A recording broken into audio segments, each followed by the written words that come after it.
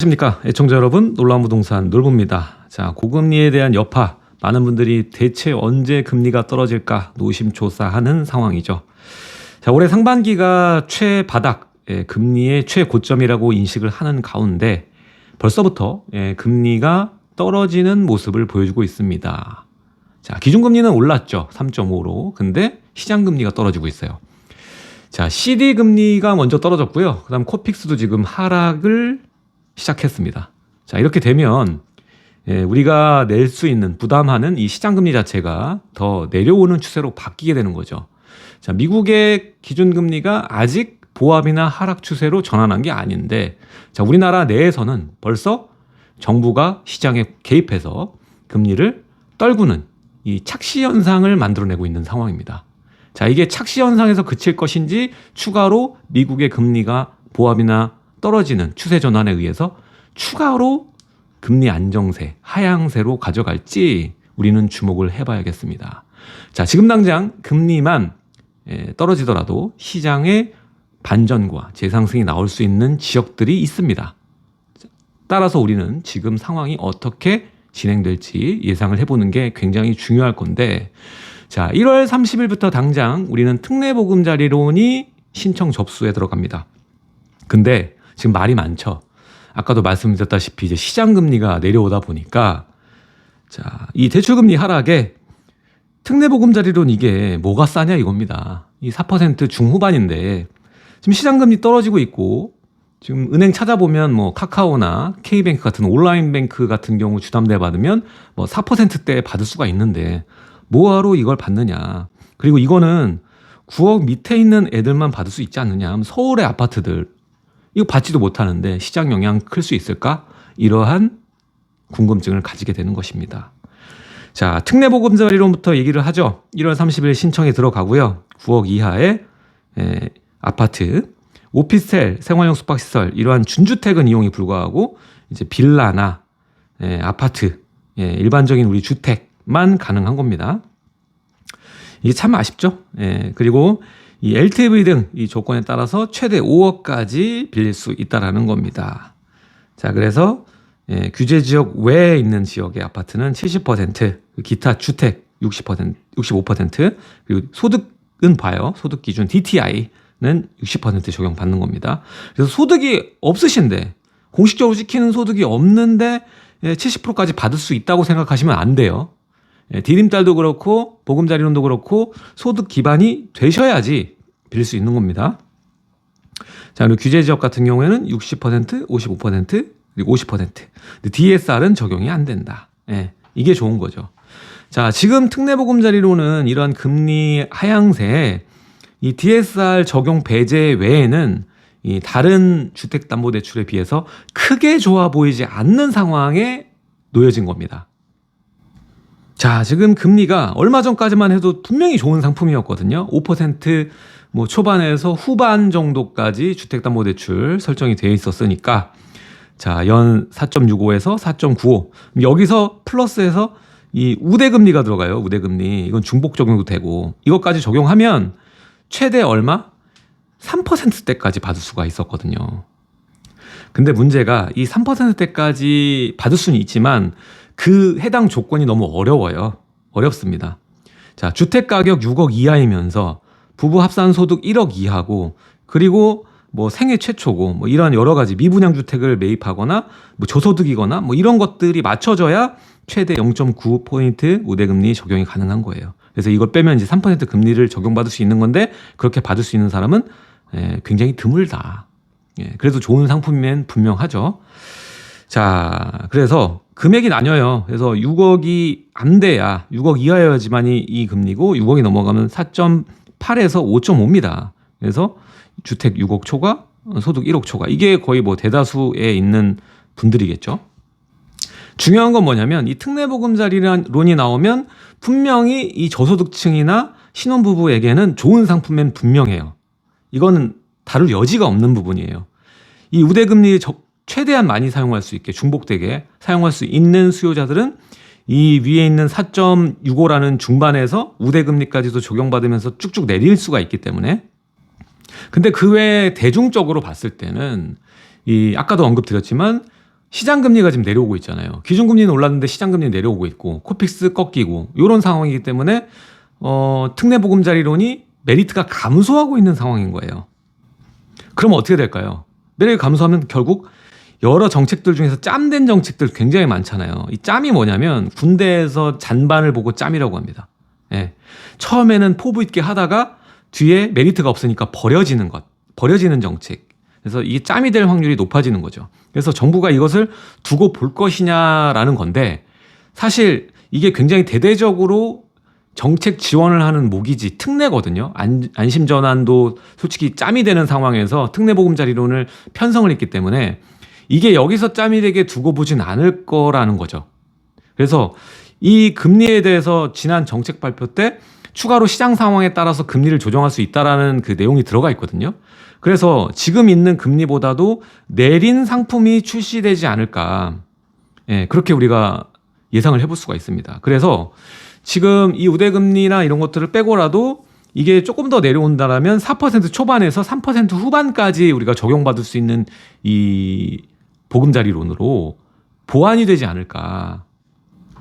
지금 우리가 상황을 정확히 판단해야 돼요. 원래 이 금리가 인상되는 이 초기 시점에는 금리가 낮았을 때 금리가 오르기 시작할 때는 고정금리가 훨씬 더 이 금리가 비싸요. 차이가 나요.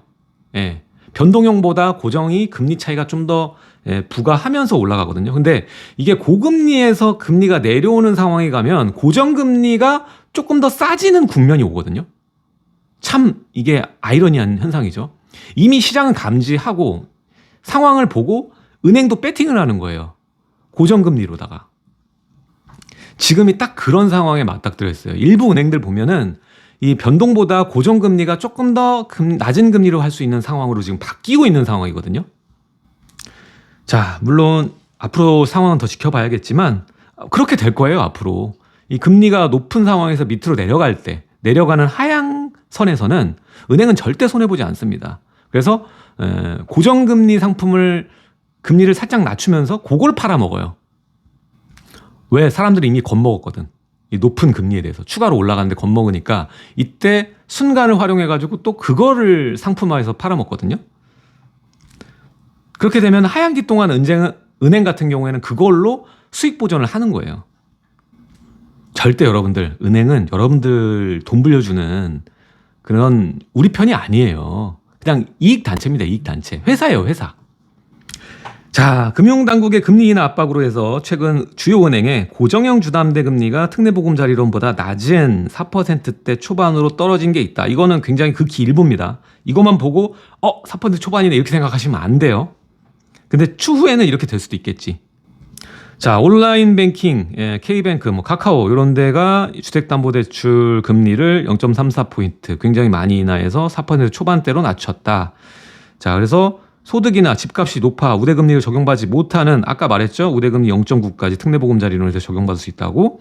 근데 보통은 이거 받기 어렵다는 거예요. 이게 요건이 다 맞아야 되는데 그 여러 가지 요건을 다 맞추는 사람은 없거든. 자, 대다수 일반 차주들에게는 특례보금자리론보다 은행의 고정형 주택담보대출이 더 유리해진 것이다. 그래서 일부 은행이고 일부입니다. 극히.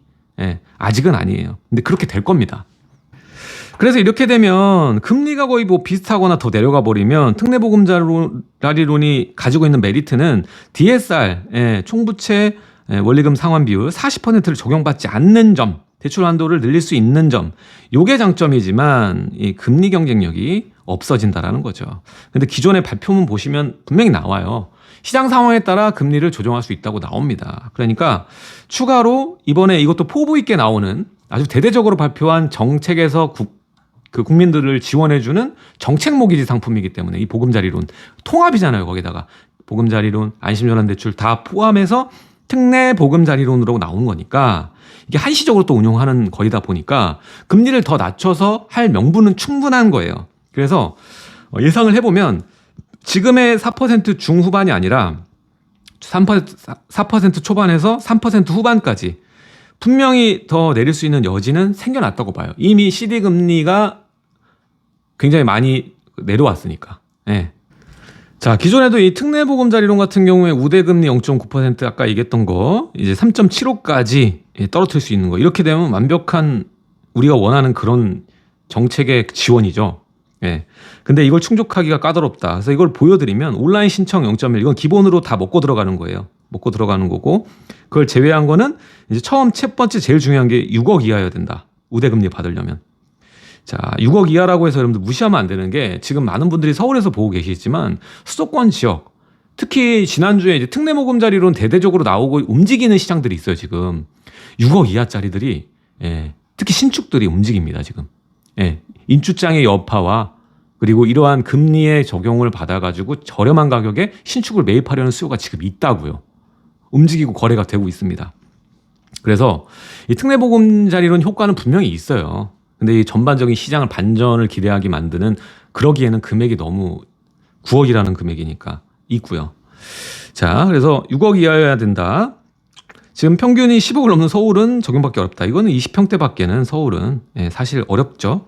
그리고 추가로 보면 이제 39세 이하 저소득 연봉 6천만 원 이하 그리고 청년이면 0.1% 그러니까 이게 0.1% 연소득 6천만 원 이하면서 배려층 한부모나 장애인 그럼 0.4% 이게 진짜 크죠. 근데 이런 경우는 거의 많이 없으니까요. 소득 7천만 원 이하인 신혼부부 혼인신고일 7년 이내 이거 0.2% 이것도 신혼부부도 커요 지금. 그러니까 0.1 온라인에 신혼부부 0.2에 그리고 저소득층까지 합치면 0.4를 할 수가 있는 거죠. 거기에 이제 미분양 이거는 거의 어렵잖아요. 미분양 주택이면서 8천만 원 이하일 때 0.2 이런 식으로 가서 하는 건데 이런 것 때문에 중복되는 거 해봐야 아까 세 가지 정도잖아요. 충분히 많이 받을 수 있는 거. 그렇기 때문에 3%대까지 가기가 어렵다는 거죠. 자, 그럼에도 불구하고 이런 상한이 있고 뭐 특례보금자리론이 영향을 줄 수 있는 시장이 굉장히 국지적입니다. 국지적이긴 하지만 우리나라는 크잖아요. 전국을 대상으로 봤을 때는 분명히 일정 효과는 만들어낼 수 있다.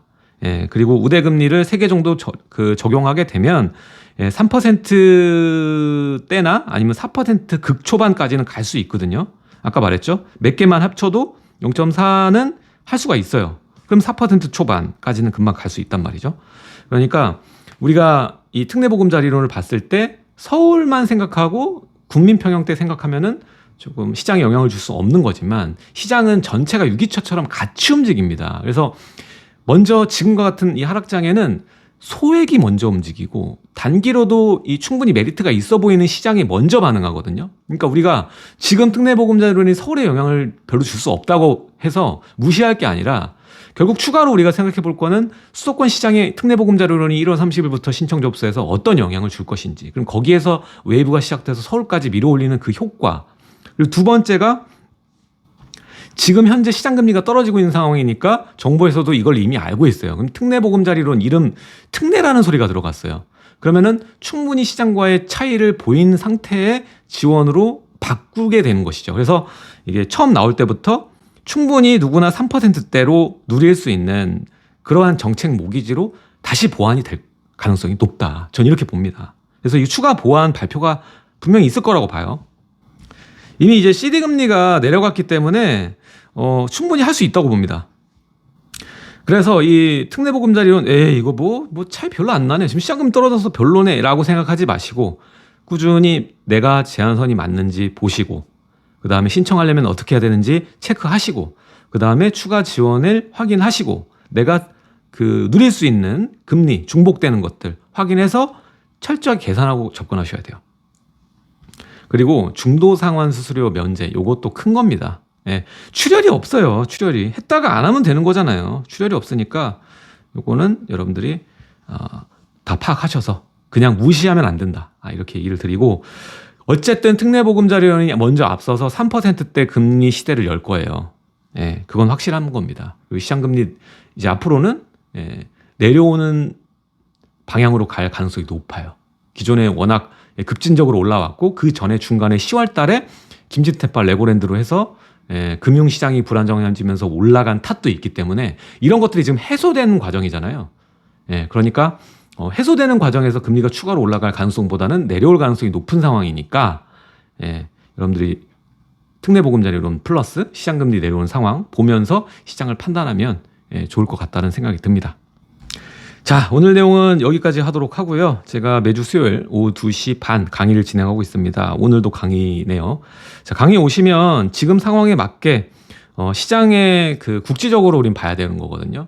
물론 전반적으로 시장이 안 좋긴 하지만 일부 지역, 일부 부동산의 종목, 예. 특히 제가 요즘에 얘기 드리는 거는 정비사업 쪽으로 봐야 된다. 재개발. 기존 시장도 피가 많이 빠진 현장과 그리고 이제 진행이 되고 또 여기 플러스해서 정부에서 좀 밀어주는 형국의 지역들이 있어요. 냄새가 나는 지역들. 그래서 이런 지역들에 대해서 어딘지 그리고 제가 생각하는 방향성 뭐 이런 것들에 대해서 강의를 통해서 알려드리고 있으니까요. 하단에 이제 고정 댓글 누르시면 신청 가능합니다. 그리고 그 강의뿐만 아니라 제가 요즘에 경매 전문으로 하시는 소액 경매만 전문으로 물건을 잘 발굴하시는 강의하시는 전문가를 모셔가지고 지금 같이 특강을 하고 있어요. 특강으로 앞서서 먼저 해드리고 제 강의를 진행하고 있으니까 좀 다채롭게 보실 수가 있을 거예요. 작은 자본으로 수익률을 좀 올려갈 수 있는 방향.